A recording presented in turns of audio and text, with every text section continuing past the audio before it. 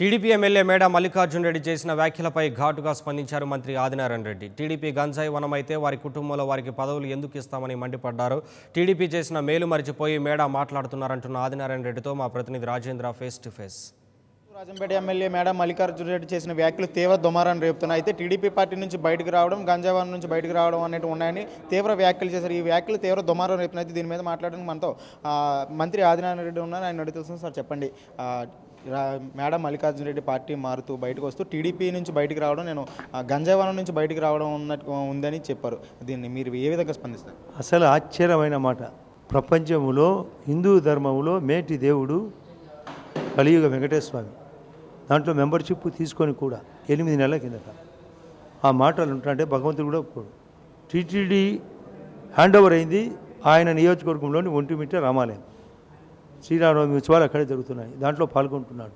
దాని పక్కనే టెంపుల్ పక్కనే చెరువుకు ఎప్పుడు లేని విధంగా వాటరు సోమశీల బ్యాక్ ఉంటుంది. కావాల్సిన నిధులు సీఎం రిలీఫ్ ఫండ్ తన అభ్యర్థినినే తెలుగుదేశం పార్టీ అధ్యక్షురాలనే చేసుకోవడం.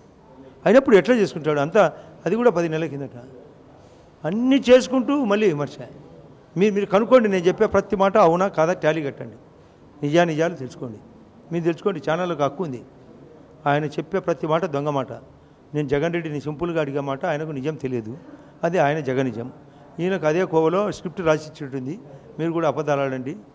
అసలు నిన్న సాక్షి పేపర్లో మేము గమనించినాం. అసలు 4 అంశాలు మొదటి సంతకాలే ఏం కాలేదు, దానికే దిక్కు లేదంట.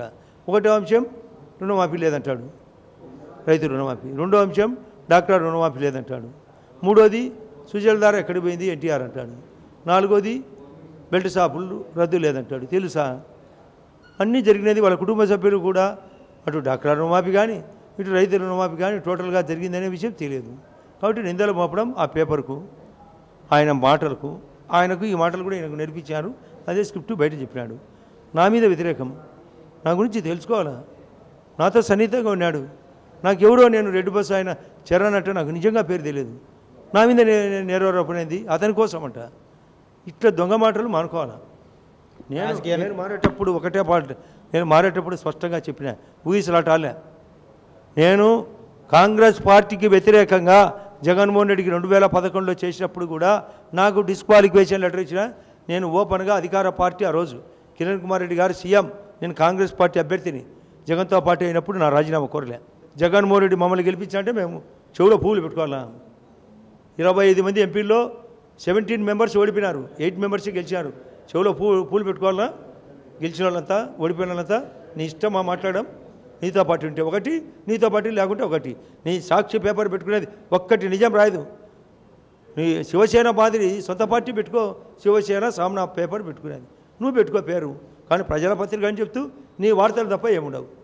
మీ ఫాదర్ ఫోటో లెఫ్ట్ సైడ్ ఉంటుంది పేపర్లో, రైట్ సైడ్ టీవీలో ఉంటుంది. నాది కాదంటావు. లోటస్ పాండ్ నాది కాదంటావు. బెంగళూరు బ్యాలెన్స్ నాది కాదంటావు. భారతీయ సిమెంట్ నాది కాదంటావు. ఒక్క నిజం చెప్పవు. అటువంటి వ్యక్తి అది తులసి వనమా, తులసి దళమా? నువ్వు మీది దళము కాదు, మీది తులసి వనం కాదు. ఇక్కడ ముఖ్యమంత్రి గారు చతురతతో, అనుభవంతో ఎన్నో నష్టాలు ఉన్నాయి. అమరావతి కట్టేది మీ విలేకరులు తెలుసుకోవచ్చు, అక్కడ పోలవరం కట్టేది తెలుసుకోవచ్చు. అది లేదంటాడు, కట్టేది లేదంటాడు, కట్టేది నిజం అంటాడు.